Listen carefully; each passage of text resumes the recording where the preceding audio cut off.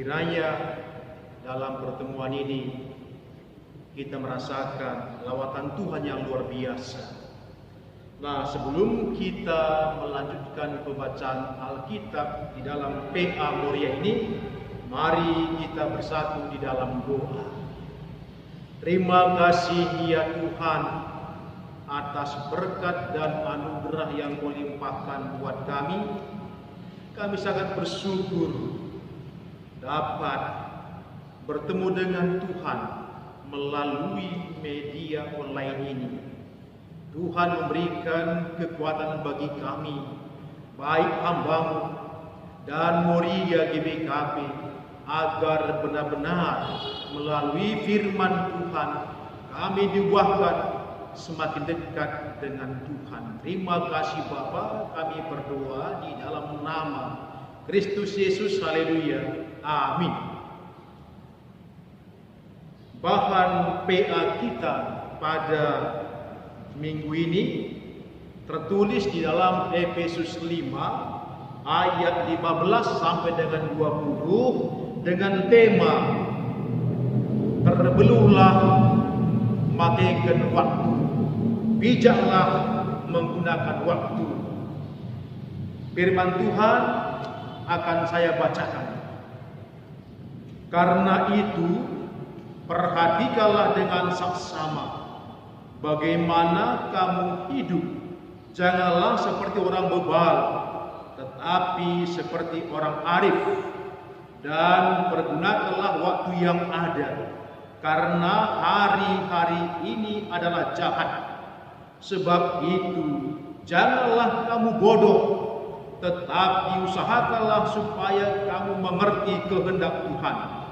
Dan janganlah kamu mabuk oleh anggur, karena anggur menimbulkan hawa nafsu, tetapi hendaklah kamu penuh dengan Roh.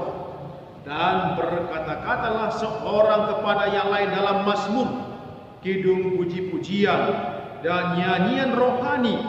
Bernyanyi dan bersoraklah bagi Tuhan dengan segenap hati. Ucaplah syukur senantiasa atas segala sesuatu dalam nama Tuhan kita Yesus Kristus kepada Allah dan Bapa kita. Moria yang kami kasihi, luar biasa kesempatan yang Tuhan berikan buat kita. Inilah waktu yang kita pergunakan, walaupun hanya sesaat, tapi kualitasnya begitu dahsyat. Di dalam bahan PA ini ada sesuatu yang cukup menarik, yaitu kota Efesus. Kota Efesus adalah sebuah kota di mana di sana ada markas besar. Ada markas besar Dewi Artemis, ataupun sebuah kuil Dewi Artemis yang mana pengikutnya ada di provinsi Asia. Nah, kondisi ini pernah dialami Paulus ketika dia pernah berkunjung ke Efesus dengan sahabatnya, yaitu Gaius dan Aristarkus, orang Makedoni, yang mana pada waktu itu ada keributan karena pengusaha patung, yaitu Demetrius, menganggap kehadiran injil sangat merugikan omsetnya, karena orang menyembah Yesus tidak lagi menyembah patung. Secara otomatis patung-patung yang dia produksi ditinggalkan orang.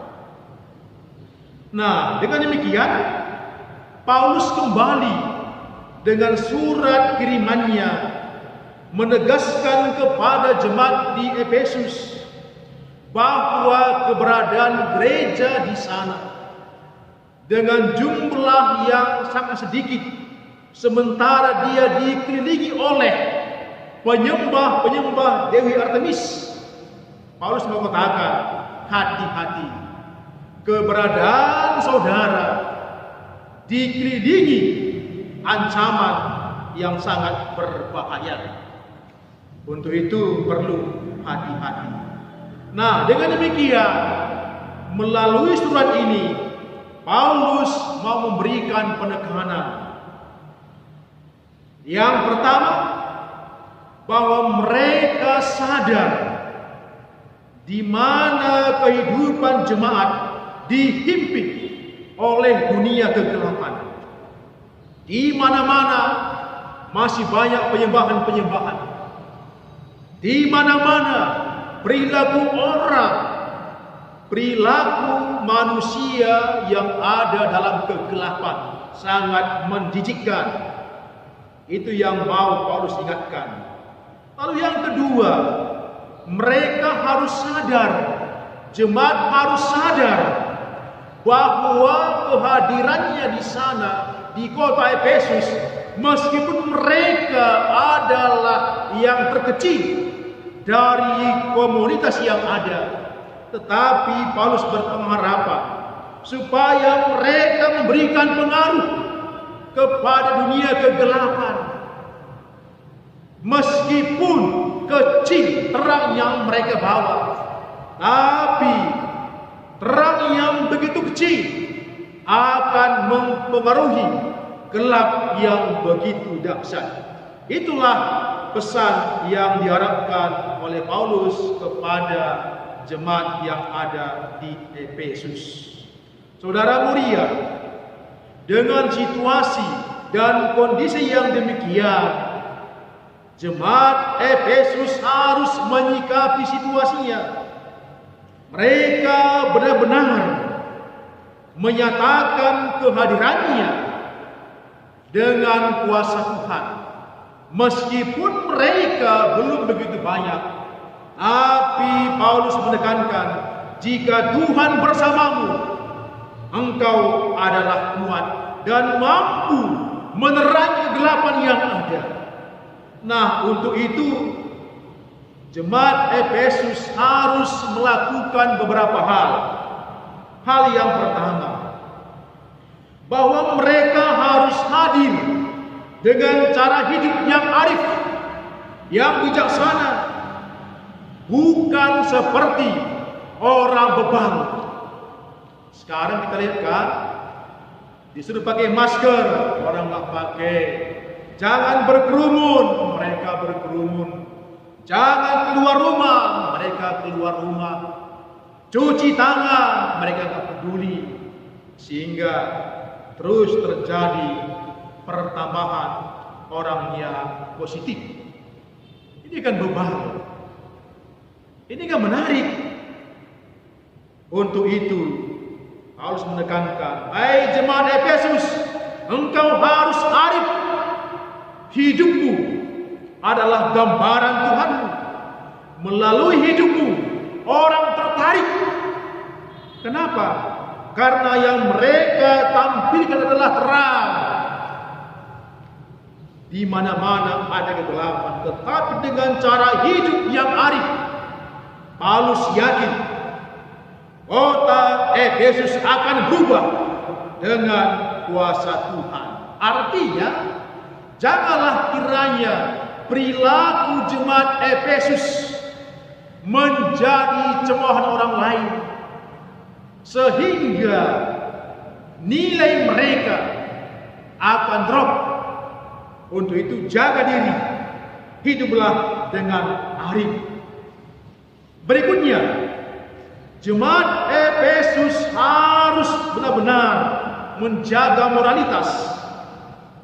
Kalau kita baca dalam Efesus 4 ayat 17 sampai 19, ternyata sebelum orang Efesus percaya kepada Tuhan, perilakunya luar biasa menjijikkan. Mereka tidak mengenal Allah, sehingga mereka menggunakan pikirannya dengan sia-sia. pikiran dengan sia-sia. Barangkali ada di antara kita yang pernah menggunakan pikirannya dengan sia-sia. Dia udah capek memikirkan kejelekan orang, memikirkan kelemahan orang, memikirkan pendapatan orang, masih banyak yang lain, tapi semua yang jelek. Nah, pikiran yang demikian sia-sia. Hindarilah untuk memikirkan keadaan orang lain yang tidak baiknya, yang negatifnya, itu sia-sia. Lalu mereka juga degil. Kenapa degil? Karena jemaat Efesus tidak pernah merasakan kemurahan Tuhan. Sebab yang dia sembah adalah patung Dewi Artemis. Mana pernah Dewi Artemis mengajarkan kemurahan? Ya gak pernah. Itulah makanya jemaat Efesus degil. Kiranya mulia GBKP, jangan degil ya, bermurah hatilah, pedulilah. Karena orang yang tidak peduli adalah ciri-ciri orang yang tidak beriman. Kemudian perasaannya tumpul, hawa nafsunya membawa keserakahan dan kecemaran hidup. Nah, inilah perilaku-perilaku jemaat Efesus pada masa lalu. Dan untuk itu Paulus katakan, janganlah demikian. Itu sangat memalukan. Itulah tindakan orang bebal. Kalau orang arif tidak pernah melakukan hal yang demikian. Untuk itu, pergunakanlah waktu dengan baik. Karena hari ini adalah jahat. Kok jahat? Waktu Tuhan memberikannya, waktu diberkati Tuhan. Tetapi di Efesus, waktu itu sudah dikuasai oleh kejahatan, perilaku kegelapan. Itulah yang sudah merebut waktu, sehingga waktu apapun yang ada hanya kegelapan, kebobrokan. Mau pergi ke warung, ada kebobrokan. Mau pergi ke rumah sahabat, ada kebobrokan. Di mana-mana ada kebobrokan. Waktu yang ada di Efesus adalah waktu yang jahat. Namun Paulus menegaskan, hai kamu jemaat Efesus, kalau engkau punya waktu, pakailah dengan baik. Waktu yang berkualitas. Kiranya dengan pemakaian waktu yang benar-benar efektif akan bisa mengubahkan kehidupan orang yang di sekitarnya. Ingatlah sekarang kita hidup di dalam era new normal life, perilaku hidup baru. Ya. Kalau Anda punya waktu, nyatakanlah bahwa waktu itu Anda pakai sebagai perilaku hidup yang baru. Sekarang enggak ada lagi waktu untuk menggosip. Itu semua perilaku hidup yang lama.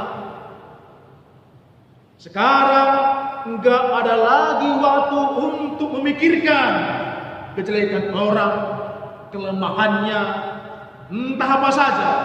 Itu semua perilaku hidup yang lama. Sekarang yang diminta Tuhan adalah perilaku hidup baru. Itu yang Tuhan mau. Kiranya harapan pemerintah melalui gugus Covid, di segala tingkatannya, kita ini, terkhusus Moria GBKP, mampu mematuhi protokol kesehatan sebagai gambaran Moria ikut mendukung pemakaian waktu dengan benar, karena waktu adalah berkat Tuhan yang luar biasa. Tentu dalam hal ini Paulus mengarahkan, jangan bodoh, mengertilah kehendak Tuhan. Orang yang bodoh sampai kapanpun tidak akan pernah mengerti kehendak Tuhan. Raja Ahab itulah orang bodoh yang tidak mengerti kehendak Tuhan. Ketika Nabi Elia menelanjangi hidupnya, dia marah, bahkan dia ingin membunuh Elia. Tapi Tuhan tolong Elia. Itulah resiko nabi-nabi pada zaman Perjanjian Lama. Banyak sekali yang dibunuh. Karena apa? Karena dia memberitakan kebenaran. Kepada siapa? Kepada orang-orang yang tidak mengerti kehendak Tuhan. Luar biasa. Kita nggak heran, banyak para misionaris mati. Kenapa? Karena mereka bertemu dengan orang-orang, raja-raja, penguasa-penguasa yang tidak mengerti kehendak Tuhan. Tapi coba Raja Daud, ketika Nabi Nathan datang kepadanya, sewaktu Raja Daud mengambil Batsheba menjadi istrinya, Nabi Nathan atas suruhan Tuhan berkata bahwa Daud sudah berdosa. Ketika Nathan menyampaikan dengan pemahaman, ternyata Raja Daud menyesal. Sehingga Daud kembali merajut masalahnya, merajut kehidupannya, bagaikan merajut gelas-gelas kaca. Yang artinya problem yang pahit ketika dia rajut, begitu indah akhirnya, bagaikan dermaga kehidupan yang baru. Daud kembali membangun dermaga kehidupan yang baru dalam waktu yang singkat. Itulah pentingnya waktu. Berikutnya, hiduplah penuh kekudusan. Ya, jangan mabuk oleh anggur, ya. Melakukan tindakan amoral. Itu semua tindakan yang tidak kudus. Kata Paulus, kamu harus kudus, penuhlah dengan Roh, supaya engkau mengerti apa yang harus engkau lakukan. Seharusnya gereja Efesus tugasnya adalah mengurai gumpalan kabut dosa. Itulah mestinya tugas yang dia kerjakan. Memang penuh dengan pergumulan. Harapan Paulus, urailah kabut dosanya, supaya kekudusan hidup nyata di dalam gereja Efesus, dan itu akan menunjang tugas pekabaran Injil yang mana terbukti pengusaha patung komplain. Kenapa? Karena banyak orang bertobat. Luar biasa ketika Roh yang bekerja, siapapun dapat dipakai. Moria juga ketika mau bekerja untuk pemberitaan Injil dengan waktu yang ada, Tuhan pasti berkati. Nah, agar mereka kuat, Paulus sarankan seperti ini: berkata-katalah, berkomunikasilah dengan jiwa yang rohani. Berkata-katalah, berikanlah gebiar-gebiar cinta, sehingga kata-kata itu membangun kehidupan seseorang, membangkitkan jiwa yang lemah. Jangan sesudah Anda berkata-kata, orang bisa sakit jantung, sakit mah, pusing, dan sebagainya. Seharusnya ketika kita berkata-kata, ketika Moria berkata-kata, baik dengan pujian, lantunan lagu, itu semua memberikan kehidupan. Apakah selama ini ketika Moria berkata-kata sudah memberikan kehidupan kepada yang lain? Tanyakan pada diri sendiri. Tapi ingat, jangan ketika Anda berkata-kata, kata-kata Anda ibarat memgoreskan luka baru di atas luka lama. Itu sangat menyakitkan. Kata-kata Anda adalah racun yang membuat orang mati. Nah, dengan demikian, sebagai umat Tuhan, Paulus kembali menegaskan untuk menyikapi keberadaan kota Efesus, jemaat harus mengucap syukur, harus bersyukur. Bentengi dirimu, ibarat akun. Jangan berikan passwordmu kepada orang lain. Jangan berikan nyawamu kepada orang lain. Iman itu adalah hubungan pribadi dengan Tuhan. Ketika itu hidup, maka orang mampu bersyukur. Nah, di atas semua ini, kuncinya bagaimana kita bijak menggunakan waktu. Bijaklah menggunakan waktu dalam sikap kearifan. Bijaklah menggunakan waktu untuk mengerti benar kehendak Allah. Jangan sudah dibaptis puluhan tahun, tapi sampai hari ini sebagai Moria masih kurang memahami kehendak Allah. Ya, bagaimana Anda bisa melakukan kearifan kalau kehendak Allah pun masih kabur dalam hidup kita? Pergunakanlah waktu untuk hidup kudus. Ya, pagi-pagi saat teduh, baca firman, doa dan sebagainya.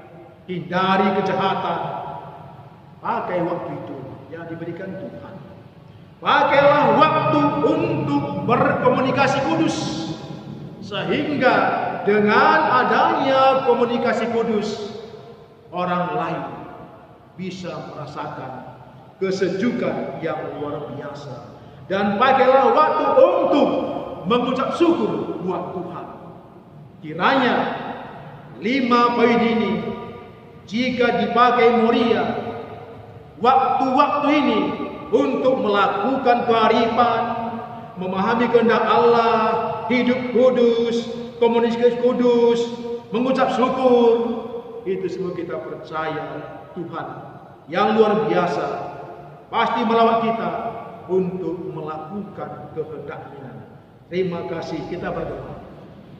Bapa Sorgawi, kami merasakan Tuhan begitu baik melalui PA ini. Kiranya Moria GBKP mampu menggunakan waktu dalam kearifan,